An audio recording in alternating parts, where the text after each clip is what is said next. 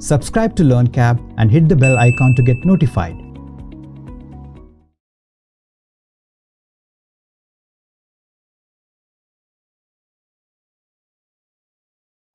Hello everyone, good evening.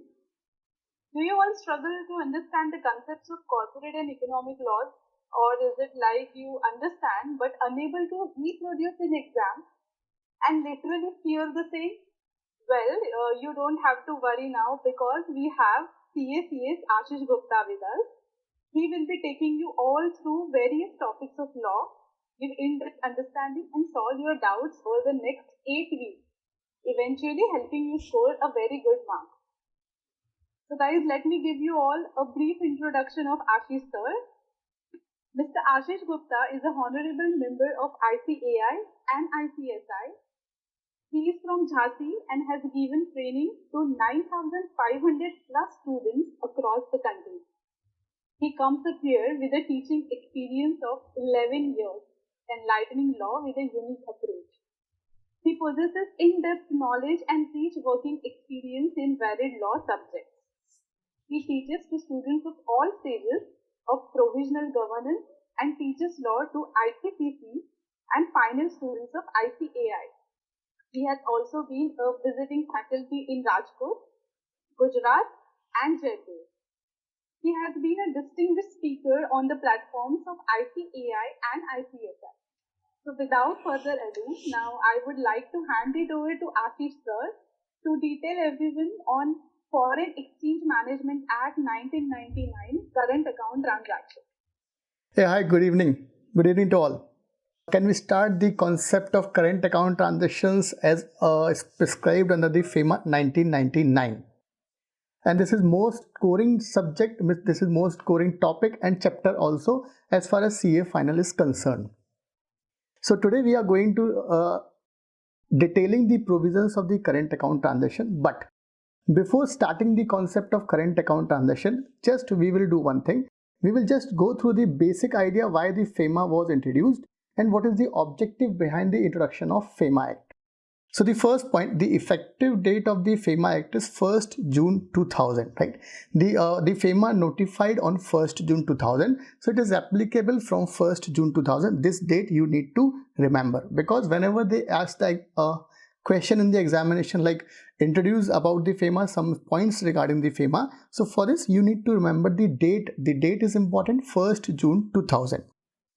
Next is, this FEMA will not apply over citizens of India who are outside India unless they are resident in India. Now, the concept of resident in India is most important as far as FEMA is concerned. They are primarily focused on the concept of resident in India. They are not talking for the you are a person citizen of India. As far as there is an earlier act called FERA. In the 1973, they have introduced the act called FERA. By repealing the provisions of FERA, they introduced the concept of FEMA. In the FERA, there is a concept of Citizenship Act 1955, but in the FEMA Act, they introduced the concept of resident in India. What is the object of FEMA? So there are clearly two objects of FEMA. First point, to facilitate external trade and payment. And second is for promoting the orderly development and maintenance of foreign market in India. So this is the concept, this is the purpose behind the introduction of the FEMA. So in the first slide we came to know that the effective date is 1st June 2000. Okay, so we have just gone through what is the notified date of the FEMA. So it's 1st June 2000. What is the purpose of the FEMA? Because the FEMA main concept starts with the resident of India. This act applies over resident of India. And FERA was applicable over the Citizenship of the India, Citizenship Act 1995. So after the introduction of FEMA, they repealed the act called FERA and which was introduced on 1973. The objectives of the FEMA are two. First, to facilitate external trade and payment, and second is orderly development of foreign market in India. Now, there is a history behind the FERA Act. The FERA Act was legislation passed in 1973. The main object behind repealing this FERA Act, like FERA wants to that they are not going to provide any kind of foreign exchange to multinational corporations. They want each and everything to be withheld in India with respect to foreign trade or import of currency. The bill was formulated with the aim of regulating payment and foreign exchange, and this is the basic problem while dealing with the FERA Act. Now, FERA was introduced at the time when the foreign exchange reserve of the country were low. So, for this remove forex being the scarce commodity at the time 1973, at the time of Indira Gandhi.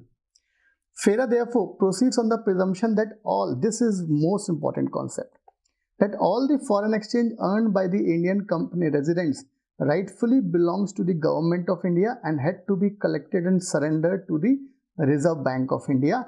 And because of this only, there is a serious impact on the MNC working. Like Coca-Cola was a leading soft drink until 1973, and they actually left out India after a new government order that they are going to dilute the stake in their Indian unit as required by the FERA Act.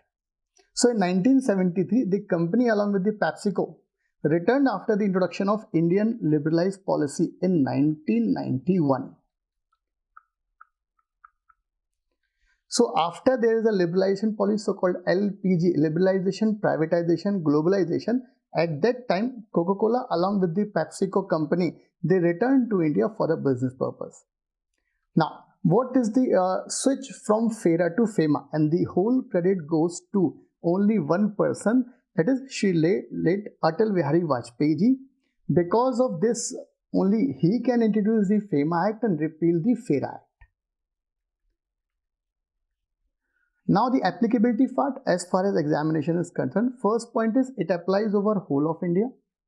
All the branches, offices, agencies outside India owned or controlled by a person resident in India. Now, this is the most important point, person resident in India, and you should not confuse that definition of person resident in India as is provided under the FEMA as altogether different, which is provided under the Income Tax Act. Plus, if any person contravenes committed outside India by any person to whom this act apply, then only that person needs to comply the provisions of FEMA Act. So this is the applicability part. First point is this applies over whole of India. Second point, all branches, offices, agencies outside India. Third point, owned, controlled by a person resident in India, plus any contravention committed outside India by any person to whom this act applies. So this is the applicability part with respect to FEMA Act. Now, currently we are on the transaction part, and there are two types of transaction. First one is capital account transaction, and second one, our most important topic, is current account transaction. But before moving towards the current account transaction, we will just give a 1 minute to this definition of capital account transaction. So as far as capital account transaction is concerned, so this capital account transaction means what? If I can summarize both the definition in a single term, so whatever item is affecting your balance sheet, that will fall under the concept of capital account transaction. Whatever item you are dealt with your profit and loss account, that will fall with the current account transaction, right? So capital account transaction, there is a single definition, capital account transaction, which is prescribed under section 2E, means a transaction, first point, which alter the assets, liabilities and contingent liabilities, right? So means a transaction which alter the assets, liabilities and contingent liabilities. Means capital account transaction are those transactions which affect our balance sheet part. This is important, right? Which alter the assets or liabilities. It means what? Balance sheet items. And alteration which may be plus or minus. There may be a possible that you invested in any assets or you pay off any liability, so you are going to reduce a liability. So that is alteration of assets or liability or contingent liability, right? That all will fall under the definition of the current account transaction. Now, That belongs to whom? So law has prescribed that outside India of a person resident in India, it means the person that I am staying in India. I am a person resident in India and I acquired a property nearby America. Suppose there is some property in the America. I acquired that property in America. So this is alteration of capital account transaction. There is a alteration of assets, means I invested in the assets of the America. I am a person resident in India. Remember one thing. Whenever there is a FEMA, there will be definitely two person and one person belongs to outside India. This is most important. If I am residing in India, the other person also residing in India, and we exchange the assets between us, this will not hit the FEMA Act.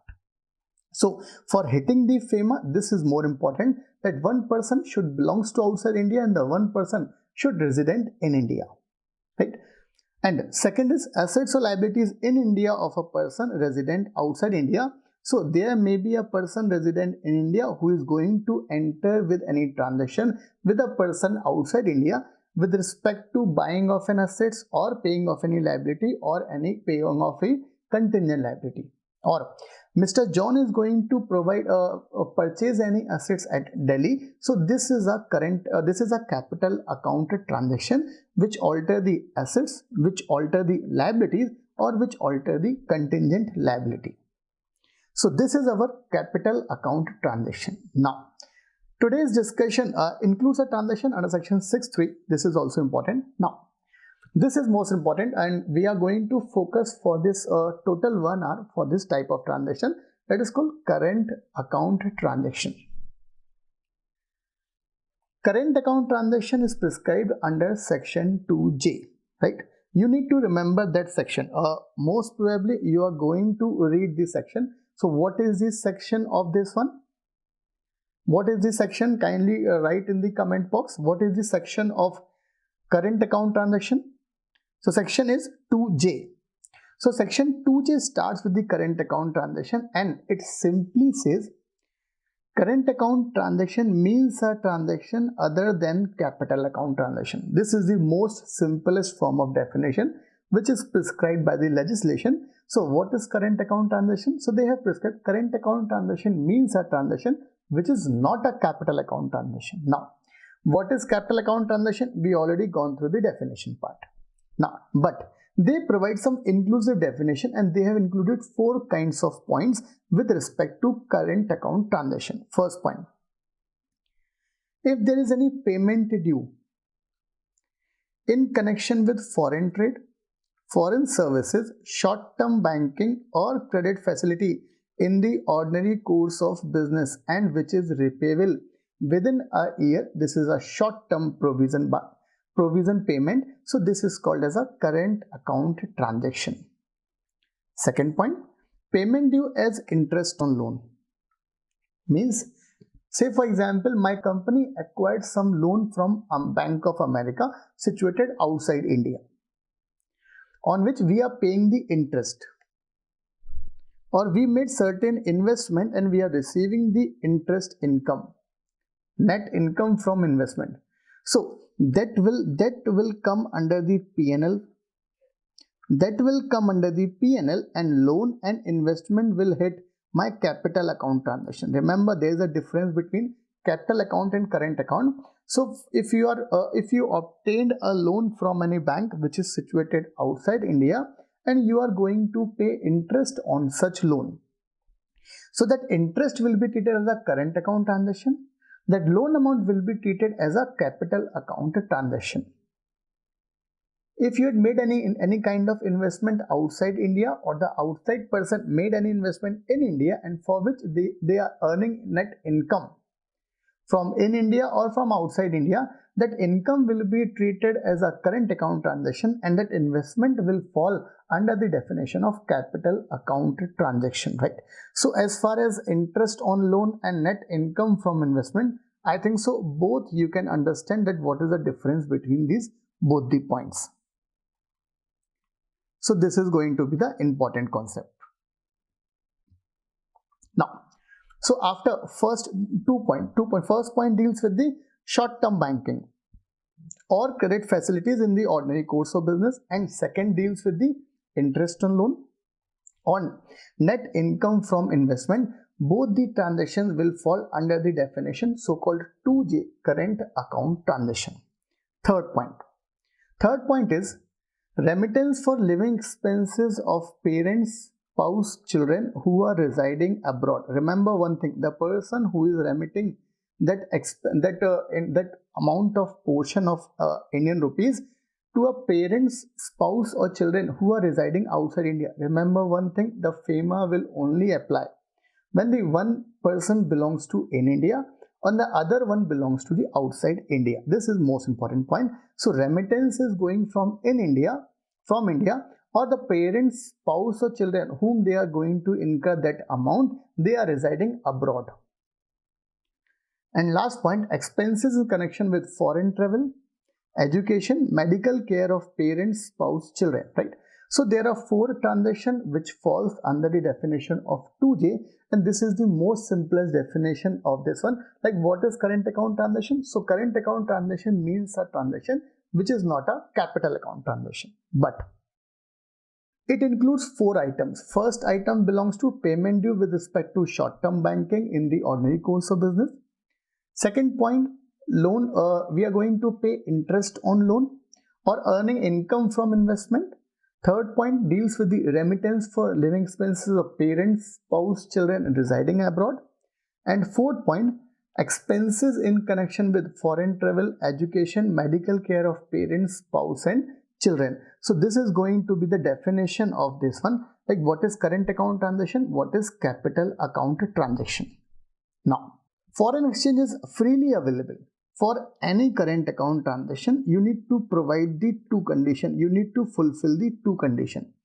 And the first condition is that transaction is not prohibited by any rules.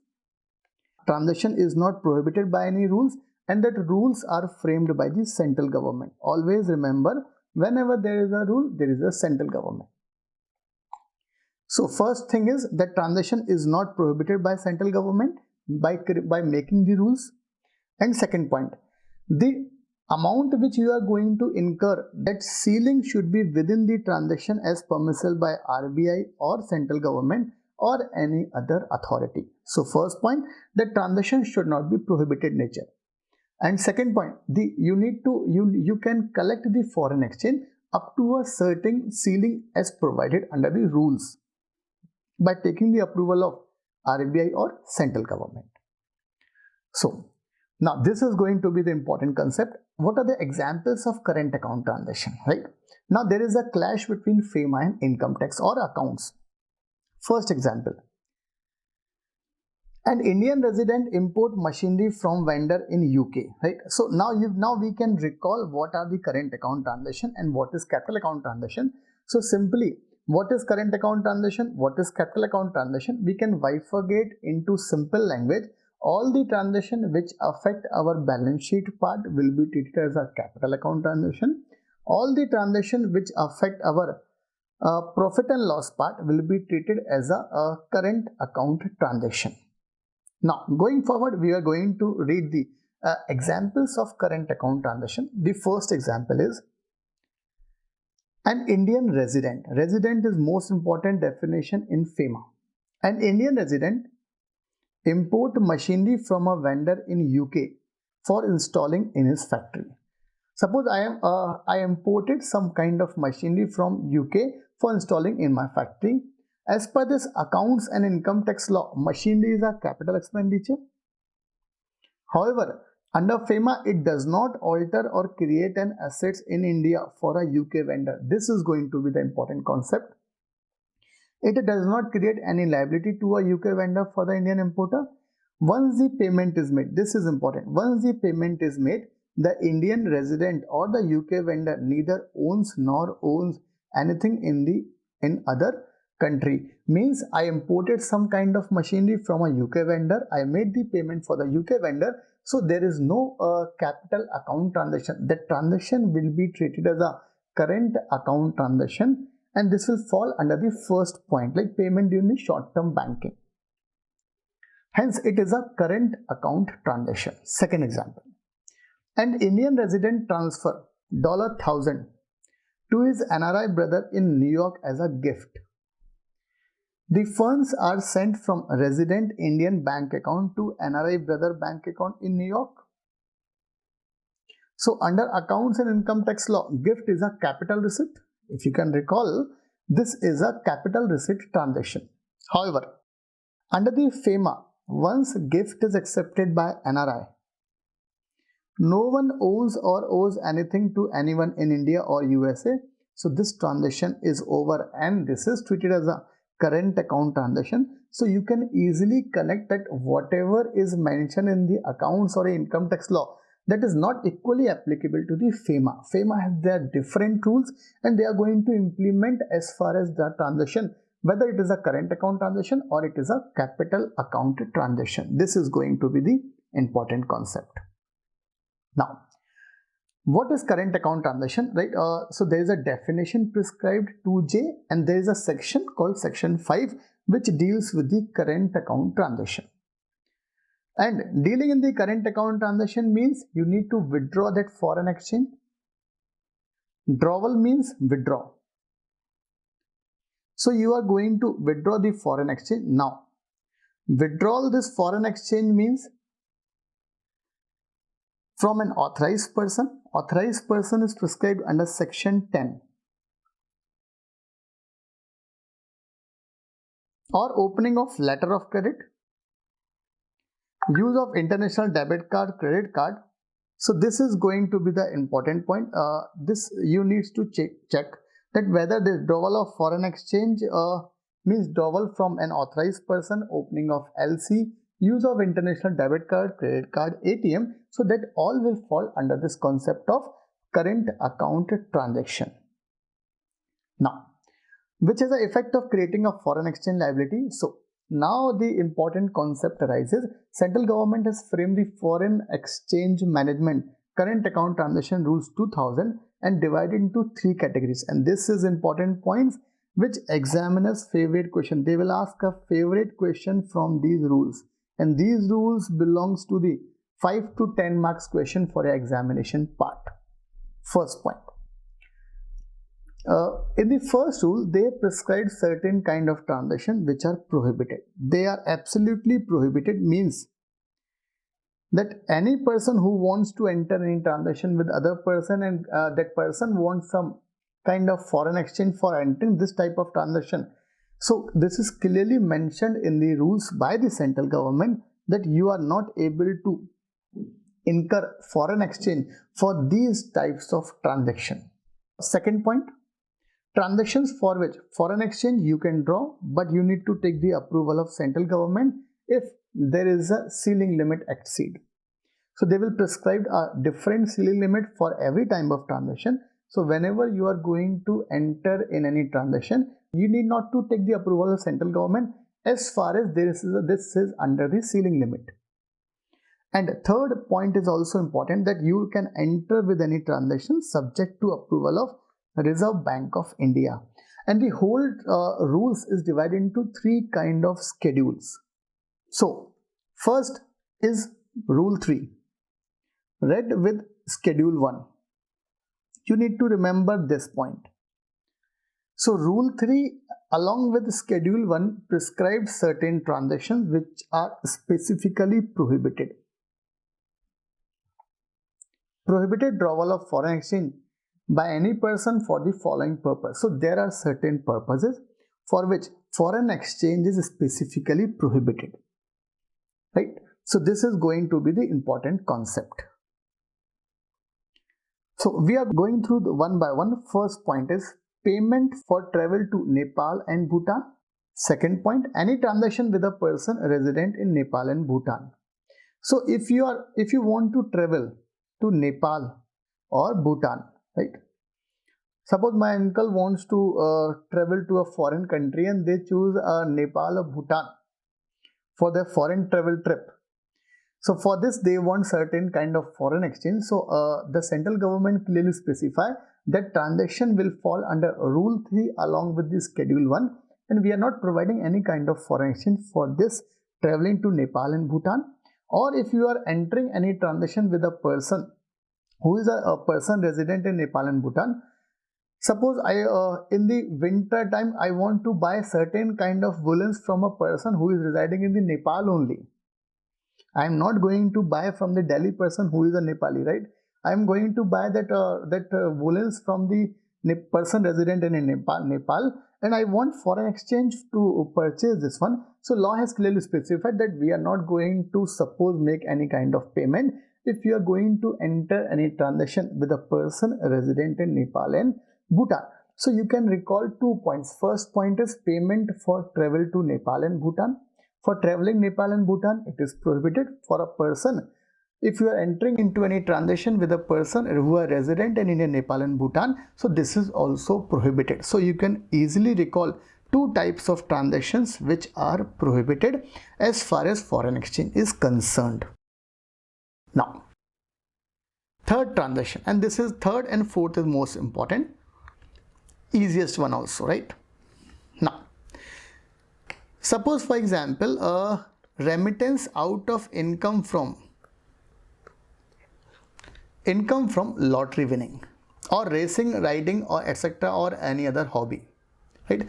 And for this you earned or you are lucky to earn certain kind of income from Goa casino, and you want to remit that income to your father who is residing in Australia. So our government is very clever, right? So they have clearly mentioned that whatever you are winning from the India, you need to spend that amount to India only. Whatever you want, you can buy from the India. You are not going to remit this amount to any person outside India. And remittance for purchase of any lottery tickets, banned or prescribed magazine, football pools, sweepstakes. So these all are also prohibited. So you are not going to, if you want to apply for this type of transactions, law has clearly specified that we will not provide any kind of foreign exchange for all the 4 purposes. First 2 point relates with Nepal and Bhutan. If you want to travel to Nepal and Bhutan, prohibited transaction. If you want to enter any transaction who is a person resident in Nepal and Bhutan, so this is also prohibited transaction. Now, this is first 2 transaction, and second, third and fourth, if you want to, you got some winning amount from by lottery winning or racing, riding, or lottery tickets or prescribed bank magazine. So law has clearly specified for these 4 transaction we will not provide any single penny of foreign exchange which you are going to remit to outside India. This is the first 4 point. You can easily recall, you can easily learn these all 4 points. Now the doubt will arise, like, sir, what is football pools and what is sweepstakes? So let's recall this, what is actually football pools and sweepstakes. This is not relevant for examination part. But if you know that what is football pools and sweepstakes, you need not to memorize these words. So football pools is not a form of gambling only. A form of gambling on the result of football matches.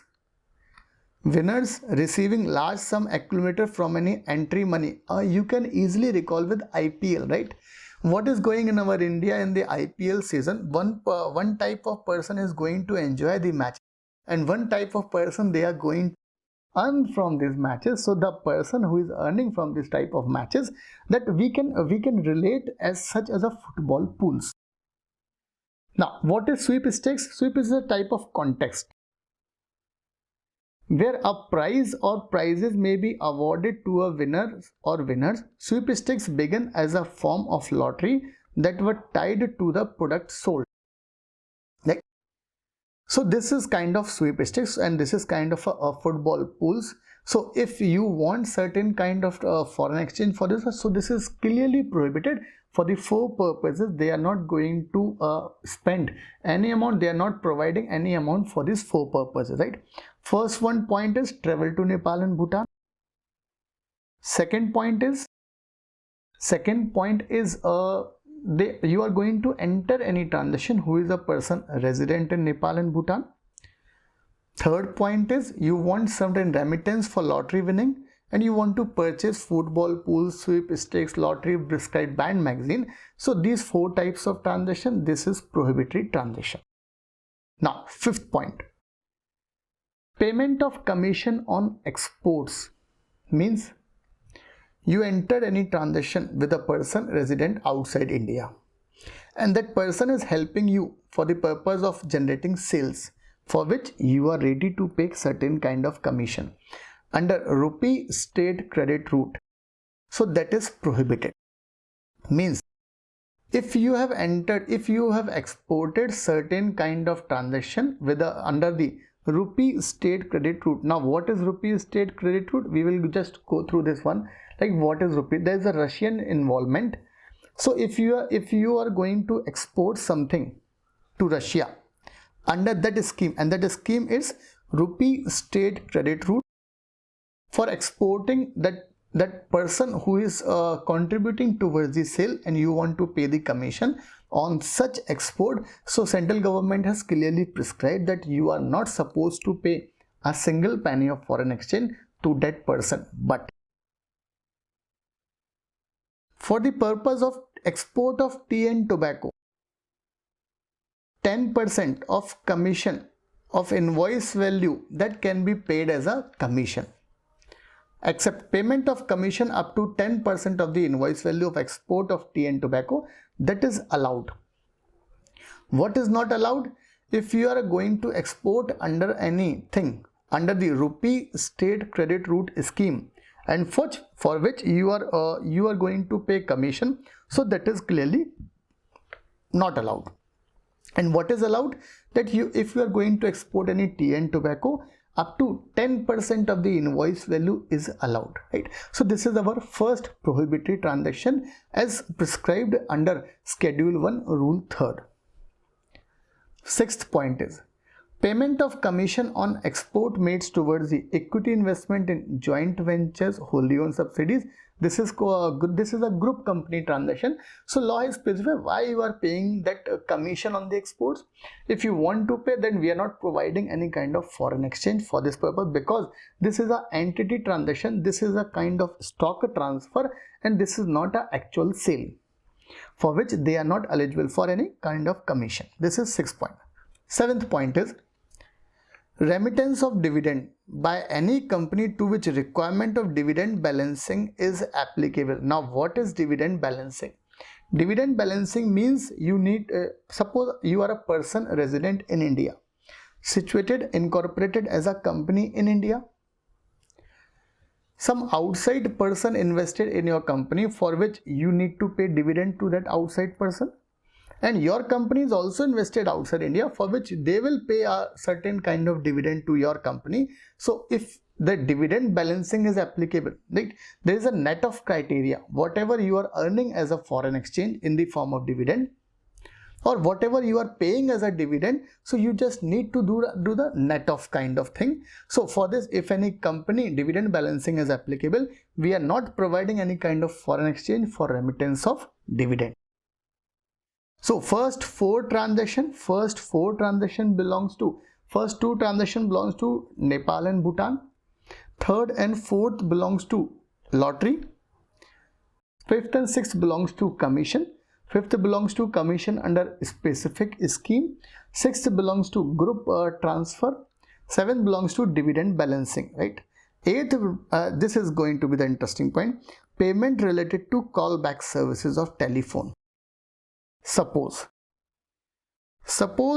Miss Nancy called to someone, Mr. Ram in India, right? We can change the name of the person, like Mr. Rahim in India, right? So Nancy made a call to Rahim, and the call is going for 2 to 3 hours long, right? Now there is as far as Nancy is concerned, Nancy is a person who made a call to a person who is a person resident in India, but bill of that call will put on the person, that is person resident India, means that whenever there is a call, that is called callback services, for which Mr. Rahim, a person resident in India, is liable to pay the charges of this call. So law has specifically provided this is treated as a callback services, for which you need to incur certain kind of expenditure, but we are not providing any kind of foreign exchange, right? Payment related to callback services of telephone, that is specifically prohibited. Now, last transaction is remittance of interest income on fund held in the non-resident special rupee account, that is also prohibited transaction. Like you are earning the interest income in a specific account, that account is a non-resident special rupee account, and if you are earning that income, that you are not supposed to spend or remit that income to outside India, right? So these all are kind of 9 transactions which are specifically prohibited under Schedule 1 Rule 3 by the central government, and these all are restricted concept. Now, what is rupee state credit route? So for understanding this concept, you need to go towards the era of 1990s or to early 2000, where the Indian government were obliged to export certain goods or services worth rupees 4,000 crores every year to Russia. This is going to be them to discharge the Indian outstanding loan.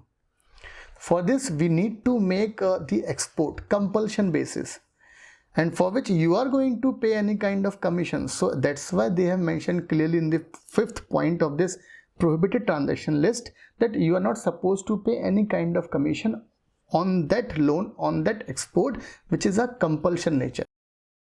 But since the exports from India were in excess of the demand in Russia, the Russian government auctioned Indian rupees at an average 15% discount through Bank of BFEA, that is called Bank of Foreign Economic Affairs of Russian Federation, to Russian importer.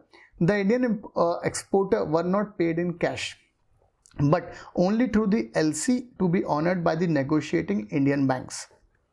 So, for the Indian exporter to encash them here, the RBI is an advising bank. Who is going to provide that amount? RBI. Thus, in nutshell, the Indian government, this is the important point. Thus, in nutshell, the Indian government or the RBI paid the exporter who exported the goods to Russia in rupees. Hence, the name called as a rupee state credit route. Right? So what is rupee state credit route? If you want to recall, like Indian government, Indian exporter need to on a compulsion basis, they need to provide certain exports to Russia to discharge the Indian loan. For this purpose, they will not eligible for any kind of cash amount. RBI is going to offset their balance. For this purpose, you are not supposed to pay any commission also. And this is the source of this circular. Now, so we already gone through the 9 type of transaction for which foreign exchange is absolutely prohibited. So government has clearly specific provided for these 9 type of transaction, you are not supposed to do any kind of foreign exchange. You are not supposed to demand any kind of foreign exchange for these type of transactions, right? Now, certain type of transactions are allowed subject to approval of central government. You need to take the approval of central government if they prescribe the prescribed limit, if they exceed for such payment. So as per Rule 4, earlier one is Rule 3 Schedule 1, this is Rule 4 with the Schedule 2. Prior approval of central government shall be required for drawal of foreign exchange by any person for the following purposes. First point, remittance of freight of vessel chartered by a public sector undertaking. For sending anything, like suppose for example a public sector undertaking entered into any agreement for the purpose of taking any vessel on a rental basis. So for this you need to take the approval of central government for entering this type of transaction. Second, multimodal transport operators making remittance to their agents abroad. And what is multimodal transport? It is called as a combined transport. Means suppose I entered an agreement with any company in India, and that company wants to export to for example Nigeria. There is a country called Africa, right? Now I don't know that what is the route for this export transaction. So I will just make a contact, and rest arrangements I need to do, whether this is performed via rail or via sea route or via road route. So I need to complete that transaction. The person who undertakes the full responsibility for completing any transaction, irrespective of its route, that person is known as a multimodal transport operator. For this, you need to take the approval of central government. Third is remittance of container detention charges exceeding the rate prescribed by the DGFT, Director General of Shipping. Fourth is advertisement in foreign print media. So law has prescribed limit is up to $10,000. If you are incurring more than this amount, you need to take the approval of central government. But exception is if you are going to spend this amount for the purpose of promoting the tourism, foreign investment, international bidding. For all these type of transaction, this approval is not required. This is the exception. Fifth point is payment of import through ocean transport by a government department or a PSU on a CIF basis other than FOB or FAS. FOB means free on board, FAS means free alongside basis, right? So this is the most important point, that you are not going to pay this amount. Remittance of prize money for sponsorship of sports activity abroad exceeding $1 lakh. But there is also exception, like international level sports body, national level sports body, state level sports body. So for the purpose of advertisement, 10,000. For the purpose of its sports activity, $1 lakh is the prescribed limit. So examiner can simply confuse you. They will interchange the limit, and they will mention that tell me whether government approval is required or not. So for this, you need to clearly recall that 1 lakh is applicable in case of remittance of prize money, and 10,000 is specific for advertisement part. Seventh point, remittance of hiring charges of transponder by TV channels or ISP service provider. For cultural tour parts, this is also applicable. So for these types of activity, remittance for membership of P&I club, that is called Protection and Indemnify Club. So what is the exception for this one? Exception for Rule 4, no approval of if you are going to spend this amount from RFC account, means resident foreign currency account, or EFC account, that is called exchange earner foreign currency account, then you are not supposed to take any approval of central government, right? But from the exchange earner foreign currency account, you are not supposed to use that amount for this account for a specific transaction, that is except for remittance for membership of P&I. P&I stands for Protection and Indemnity Club, like a insurance part. This is important, right? So we just gone through the two types of schedule. Schedule first deals with the transactions which are specifically prohibited. Schedule 2 deals with the transactions which are allowed by the central government. Now the third, the most important part, that for the certain type of transactions you need to enter with the approval of Reserve Bank of India. So Rule 5 read with the Schedule 3rd. Rule 3 Schedule 1st deals with the prohibited transactions. Rule 4 Schedule 2nd deals with the transactions for which central government approval is required. Rule 5 Schedule 3rd deals with the certain type of transaction for which Reserve Bank approval is required. Now, whole transactions, as far as Rule 5 Schedule 3rd, whole transactions will divide into two parts. Facilities for individual, and the second part deals with the other than individual. Means if you are going to enter with any transaction for individual part, then you need to remember the first part. And if you are going to entering into any transaction other than individual, means a company is going to enter any transaction with another company other than individual, then you need to refer the second part. So facilities for individual, like there is a clubbed limit.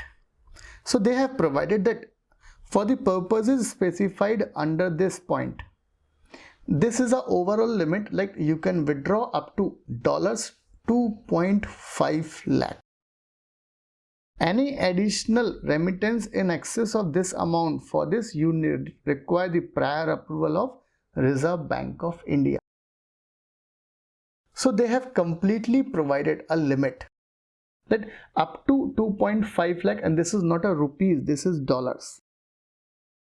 For this you are free to enjoy this amount up to for any specific purpose as mentioned for this, right? First point. If you are going to if you are going to visit any country except Nepal and Bhutan, this is prohibited, right? If you are planning for a holiday vacation to Australia, you can go, you can enjoy. We will pay up to $2.5 lakh. If you are going to gift or make any kind of donation, and this is the clubbed amount. Second point. Third point, going abroad for employment, going for the purpose of immigration, maintenance of close relative abroad, travel for business, attending a conference, specialized training, meeting expenses of medical nature, checkup abroad for any kind of these type of activity, expenses in connection with medical care abroad and studies abroad, and any other current account transaction. Now remember one thing, for all these 9 type of transaction, total amount available is $2.5 lakhs. You are free to spend this amount, this whole $2.5 lakh on any single transaction. And for all these 9 type of transaction, this is the maximum cap. Remember one thing, this $2.5 lakh is not single, that 2.5 is available for this, 2.5 is available for this. No, this is the combined limit. You can spend this limit, this overall limit of $2.5 lakh on any single transaction or combination of any of these transactions. This is the overall limit. Important points. For the purpose of items mentioned in immigration, that is under point 4. 7th point, that is treatment expenses in connection with the medical treatment or studies abroad. So law has provided certain kind of relaxation. And what kind of relaxation actually they provided? They provided relaxation with respect to that amount of rupees $2.5 lakh. An individual may draw the foreign exchange exceeding US dollar 2.5 lakh if it is so required by the country of immigration, medical institute offering. Means you can withdraw more than this amount if provided by the country of immigration or medical treatment or studies abroad, specific university. Say for example, you are going to do a certain kind of specialized course from Cambridge universities. Now there is a minimum fees of, suppose for example, $3 lakh per year. For this you can spend more than this amount, and for this you need not to take approval of RBI. So there is a certain kind of relaxation is provided for these 3 types of transactions. So if an individual remits any amount under the LRS, this scheme is provided, this amount is provided under a specific scheme, and that scheme is called as a LRS, Liberalized Remittance Scheme, in a financial year. Then the applicable limit for such individual would be reduced from USD 2.5 lakhs by the amount so remitted, right? So this is going to be the important point. Now, so we have gone through all the 9 type of transaction for which there is a combined amount available, that is up to $2.5 lakh. A person can invest this amount on single transaction, or he can invest this amount on this clubbed amount. Now, a person who is a resident but not permanently resident in India, and this is a different kind of provision, as is a citizen of foreign state other than Pakistan, or is a citizen of India, the person is a citizen of India, means under the Citizenship Act 1955, who is on deputation to an office or a branch of foreign company or subsidiary or joint venture in India of such foreign company. Means that person is a citizen of India but he is on deputation on any foreign company, may make remittance up to his net salary after deduction of taxes, contribution to PF and other deductions. So you need to take out this net salary, and for this net salary you can easily remit. Explanation. For the purpose of this item, a person resident in India. Who is a person resident in India? On account of his employment or deputation of a specified duration, irrespective of length thereof, for a specific job or assignment. This is important. The duration does not exceed 3 years, is a person resident but not permanently resident. Right? So who is a person resident but not permanent resident? That maximum period does not exceed 3 years. So after 3 years, he will treated as a foreign person. Now, a person other than individual may also draw the foreign exchange, same within the limit prescribed under the LRS for the purpose mentioned herein above. Exception: no approval of Reserve Bank of India if you are going to spend this amount from your resident foreign currency account of the remitter. So if you are going to enter any transaction with the from the RFC, then this is allowed transaction. Facility for persons other than individual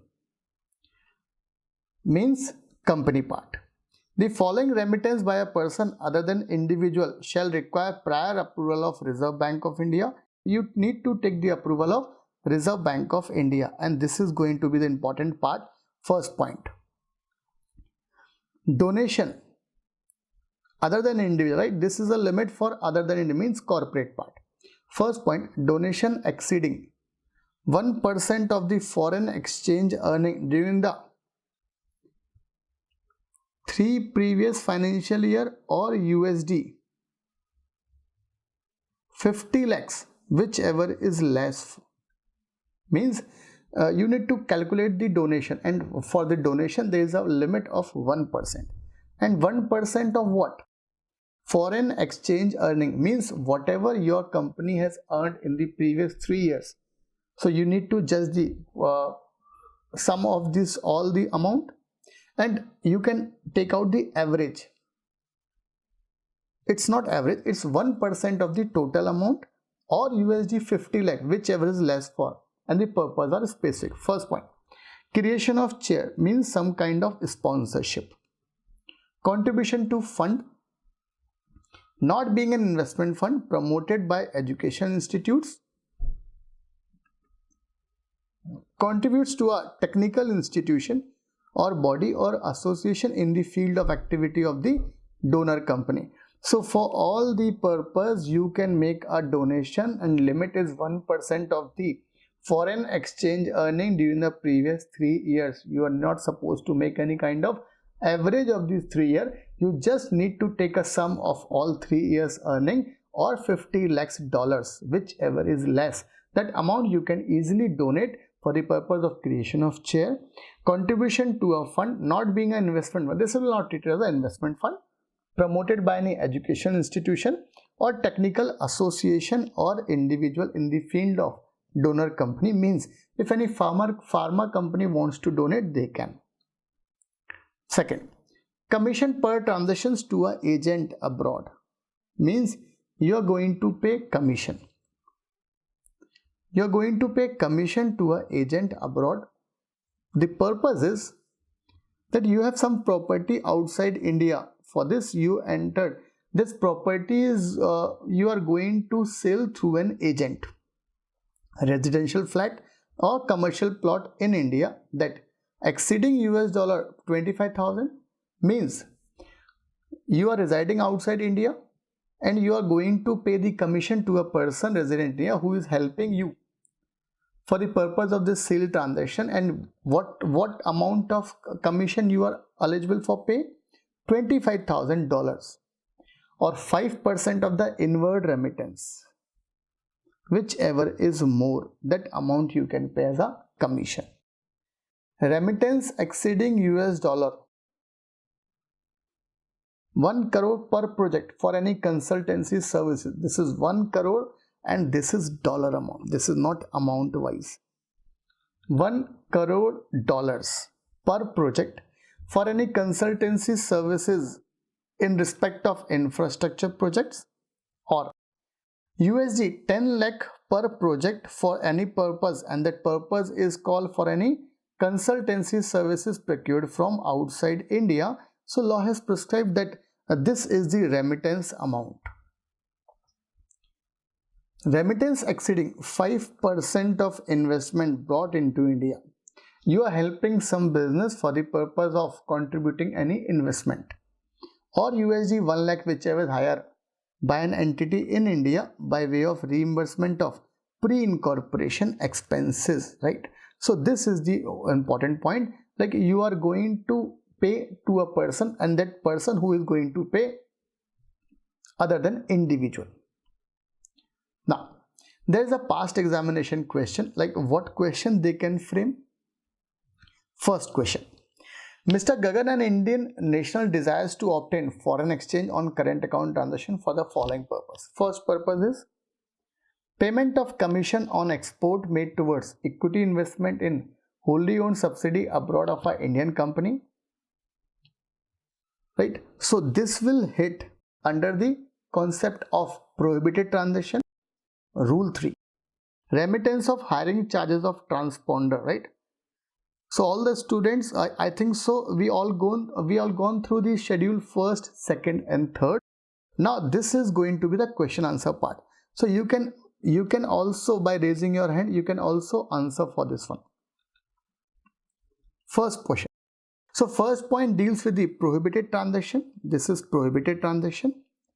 Second is remittance of hiring charges of transporter. For this you need to take the approval of central government, right? So this will fall under the second schedule, right? So first deals with the rule 3rd schedule 1, and second deals with the rule 4 schedule 2. For this you need to take the approval of central government, and first transaction is prohibited transaction.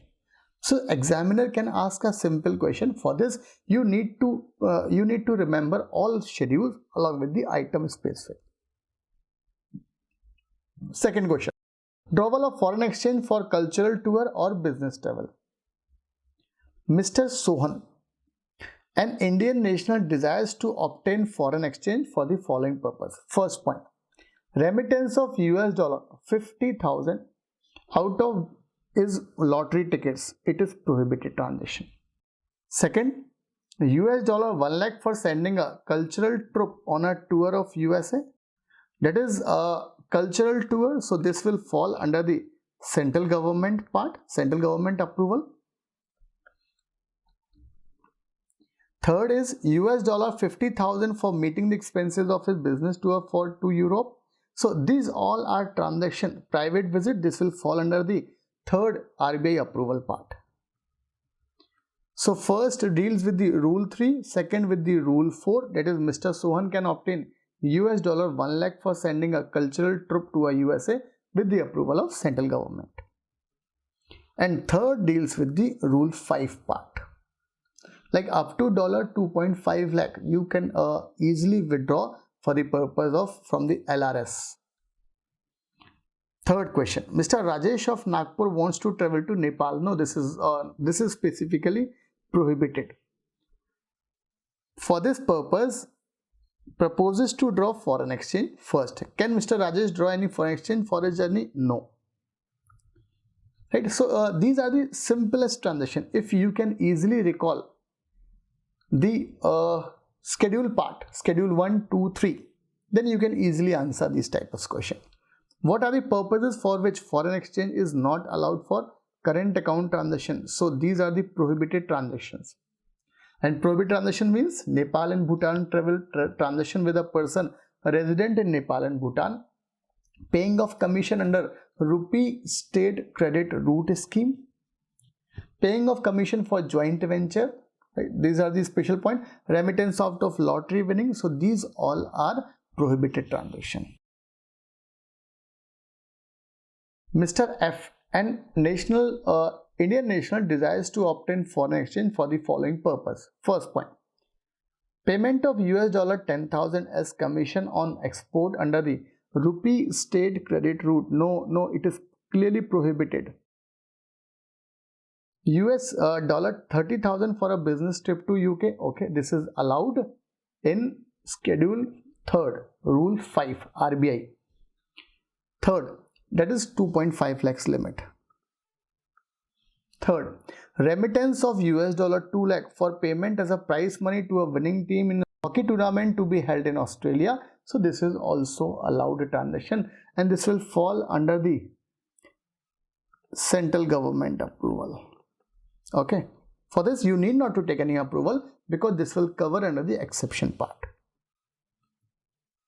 right? So this is 10% you can pay commission for of invoice value for export of tea and tobacco, but for the purpose of payment of any kind of commission under rupee state credit route, this is specifically prohibited transaction. This is for Nepal and Bhutan, and this is for a hockey tournament. This is allowed. However, prior approval of CG shall not be required if you are withdrawing from the RFC account, right? So next question, and this is the last question. Mr. Basu desires to draw foreign exchange for the following purpose. First, payment related to callback services. No, this is prohibited. For the purpose of study, US dollar 1,20,000 for studies abroad on a basis of estimate given by the foreign university. This is allowed. Rule 5, Schedule 3rd, RBI approval. USD 25,000 for sending a cultural tour. Okay, central government, right? Rule 4, Schedule 2. So these are the right Rule 3rd, read with the Schedule 1, Rule 5th with the Schedule 3rd, and last is as per Rule 4, read with the Schedule 2. Drawal of foreign exchange for cultural tour requires the approval of central government. So this is overall concept, this is overall discussion of current account transaction with respect to section 5 with respect to definition of 2J, right? So this is overall concept of current account transaction. Examiner will ask a separate 5 marks question from this part only.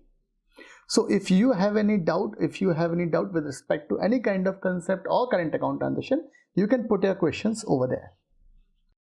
So LRS is a liberalized remittance scheme for the some kind of specific transaction. They have just clubbed all these type of transaction for a single limit, and the limit is 2.5 lakh. This is a combined limit. Liberalized remittance scheme. So a person can spend up to $2.5 lakh for any specific purpose. It is a non-resident rupee account. A person who is a non-resident, they can open an account in India. There is an account. There are 3 types of account, right? RFC account, non-resident, and EFC, exchange earner foreign currency account. So you can open these types of account for any specific purpose, because you can easily spend for this Nepal and Bhutan, you can spend your Indian rupees also. That's why they have provided foreign exchange. Sir, if a person is living outside India for more than 3 years, then what we can call then he will not fall in the ordinary resident. Then we will treat it as a normal outside person. NR, non-resident specific. Okay, so rupee state credit route scheme is what? Like we have a outstanding amount in the era of 1990s, too much toward the Russia. So for the purpose of repayment of that amount, Indian government launched this scheme that is called rupee state credit route scheme. For this, Indian exporter needs to contribute certain kind of export specific to Russia only. There is an obligation on the Indian exporter that they need to send their some export to Russia only, for which they are not getting anything in the Russia from Russia to them. For this, RBI will going to compulse it in a phase-wise manner. So that's why this is a compulsion export, and for this compulsion export, you are not supposed to provide any kind of commission. So that's why they have provided a restriction on this rupee state credit scheme. And if you can Google this scheme, then you will find only the Russia is the authority, Russia is the country to whom we are associated with this scheme only. No other else countries associated. But currently, as of now, I think so this should be removed. But I don't know why they are not amending this one. Because currently we are what is committed export, we are exporting more than 5 times of that amount to Russia only. Thanks a lot. Good night to all. Subscribe to LearnCap and hit the bell icon to get notified.